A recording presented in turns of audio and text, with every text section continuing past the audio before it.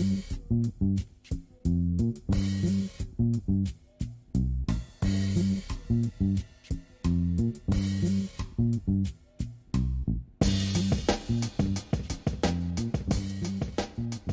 guys, thanks for checking out Quick Sessions Podcast. My name's Garrett Terrio, host of the show, trainer at Timberline Fitness in Houston, Texas, and today we're going to talk about the pros and cons of working out with resistance bands, specifically the tubing. I guess there's two types of resistance bands. There's, the TheraBand you'll see if you've ever done rehab, or if you've ever had, a situation where you're maybe playing baseball and you warmed up your shoulder with these things I call TheraBands. They're very thin. They're not very intense. Of course, the tighter you pull them, the more stressful they are. But in general, they're for rehab.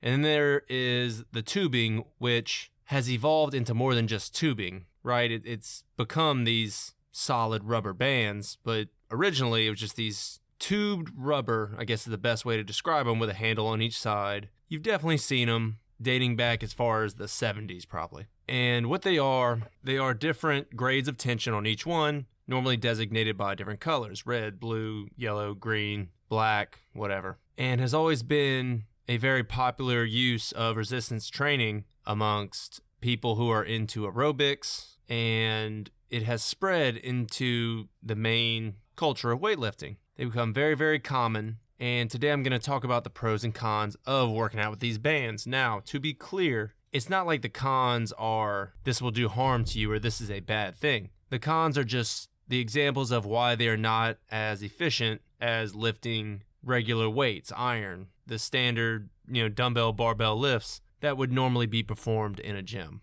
But let's talk about the good parts of them first. Number one, and I'm going to do about 3 for each pro and each con, is the mobility of these bands. There are so many different types that you can travel with, quote unquote, a whole gym in something the size of a fanny pack, really. They are great for if you're in a hotel, if you are in some kind of limited space. So traveling is the first thing that comes to mind. Hotel rooms, in your own personal room, in your house. If you like to just have a little something set up there.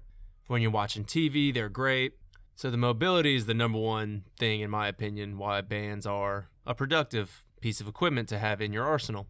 The second thing, and really the most physically practical part of the bands, is it's so easy on your joints. Lifting weights, while it's not going to necessarily harm your joints, it's definitely rough on them, especially if you get to the point where you are overusing them, right? If you do shoulder press and bench press every day, regardless of how safe you're being, your shoulders are eventually going to hurt. Specifically the shoulder joint, possibly even your elbows, are going to hurt from wear and tear. It doesn't mean they can't be cured, right? You can reverse elbow pain, shoulder pain. That's not that big of a deal as long as there's no actual physical damage. But with bands, there is no big time weight bearing effect on your joints from using them. So if you are, an elderly person or someone with a high risk of injuring your joints or your bones, bands can be a great way to cause muscle tension without putting too much pressure on your joints. And that kind of leads into the third thing, is that the bands are great for rehab. The reason they're great for rehab is it's so hard to overload whatever you're rehabbing with bands, because as they stretch, they get harder. So essentially just you're going to bring it to your max, I should say, and then it's just going to retract. You're not going to be able to hold it much longer. So the dangers of re-injuring yourself during rehab is very small. And also, on the other side of the same coin, you will also be able to push yourself closer to your limit during the rehab. Whereas if you're using dumbbells, maybe you're doing wrist curls with a 3-pounder to come back from a broken wrist. Well, what if you can do 5 and you're wasting your time with the 3? The band will accommodate that very efficiently. So those are the 3 most important things about bands that I think. That's my opinion on, there's probably 10 good reasons you can come up with. I'm sticking with 3 because I don't use bands too often, because I don't have much of a reason to. So I'm not going to sit here and harp on the pros of bands as if I'm trying to convince you to use them more often. They have their place, and that place is not in my gym bag. The cons of it, the part that I focus on a little bit more, and number 1 is that they're insufficient resistance. They cannot apply enough antagonistic pressure onto your muscles to initiate muscle hypertrophy. There's no way you can use bands to simulate bench pressing 185 pounds through the entire rep and set. It just doesn't work. It's too light at the bottom, and let's say you have a band that's too short, you can't even get to the top. And it's not that the weight is so great, it's just the sheer physical makeup of the band won't allow it to stretch anymore.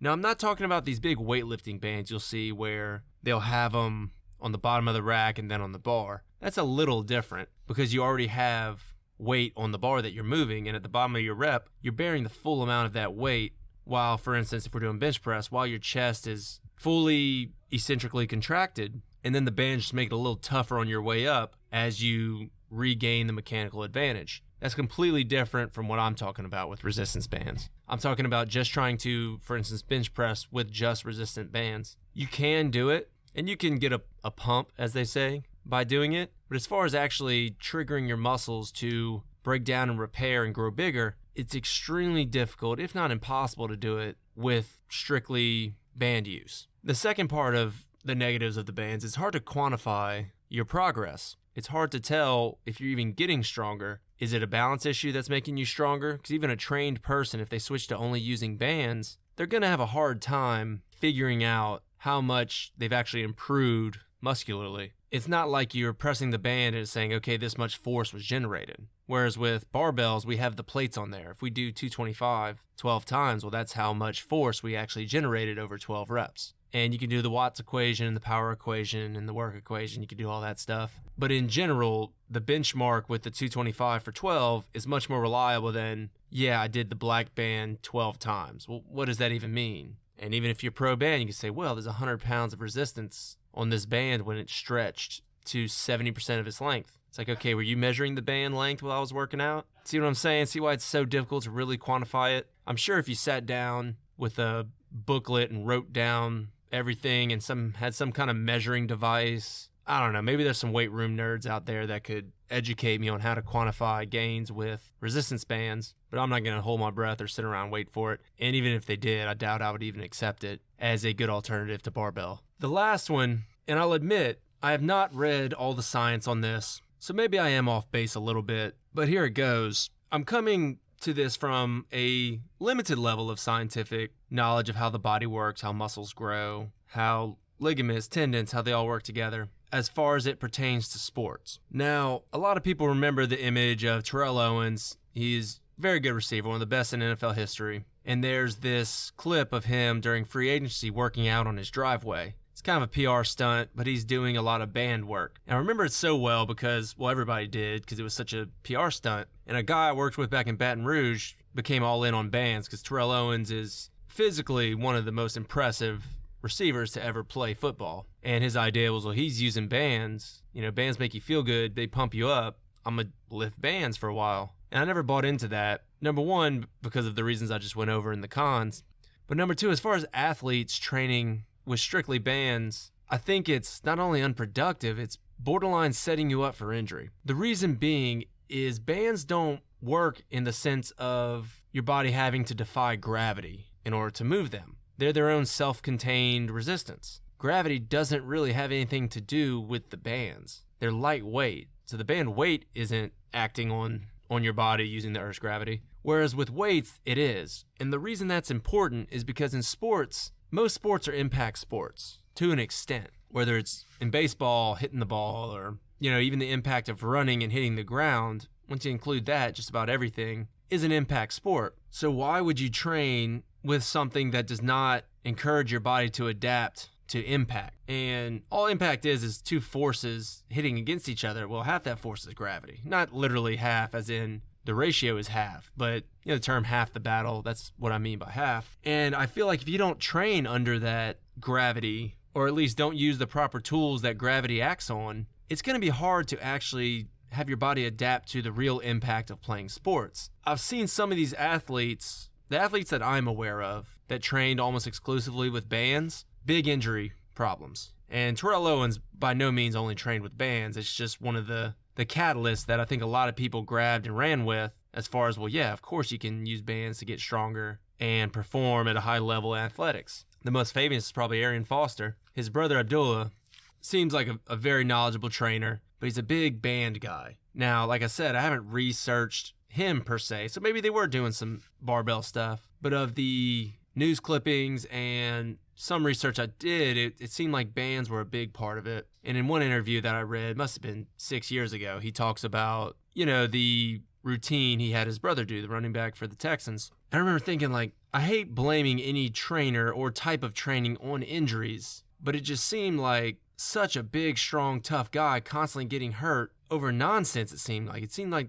just any impact. I remember just kind of holding my breath that this guy, Arian Foster, didn't get hurt. And I always wondered if it was because he didn't train with weights as much. Now, let me say it again. I did not see every workout. I don't know exactly what his routine is. The limited news I saw on it, and maybe they were just highlighting band work and alternative workouts for football players, but I always was very concerned about that and always wondered if that impacted how easily he got hurt. And I somewhat stand behind it just because of the science of bearing weight against gravity, where on the field of football, you're bearing weight against the gravity, which is the other person, on top of force already coming at you. You can't really replicate that with bands, even if you're doing the exact movements.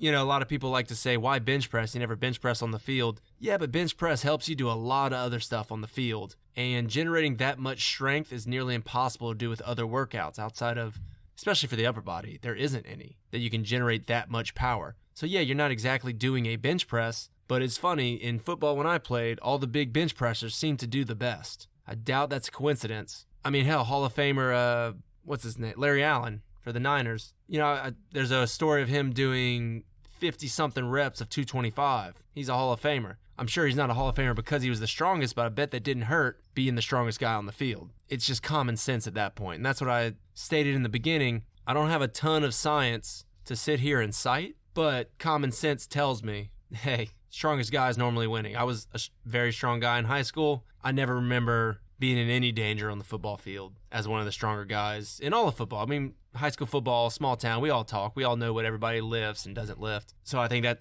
is what got me to the level of football that I played, as in, why I was as good as I was due to being very strong because I'd been working out for years, right? Some of these guys didn't start until high school. So I had that advantage that helped me make up for my lack of size because I was a 5'9" defensive end, right? Those guys are 6'4", 6'5" in the NFL now. So the final thought on all of this is, number one, if I'm training someone for football, I would hardly ever have them work with bands unless it was some kind of rehab. Other sports may be a little different, but like I said, it's only if you need to make sure to not overload a certain joints. Maybe pitchers want to make sure not to overload their shoulders, and they'll use bands for side raises or presses, things like that. So to sum it up, the pros of the bands: the mobility, the ease on your joints, and they're great for rehab. The cons: they are not able to create enough resistance to initiate muscle hypertrophy, which is size, strength, all that. They're very difficult to quantify the gains, if you can even quantify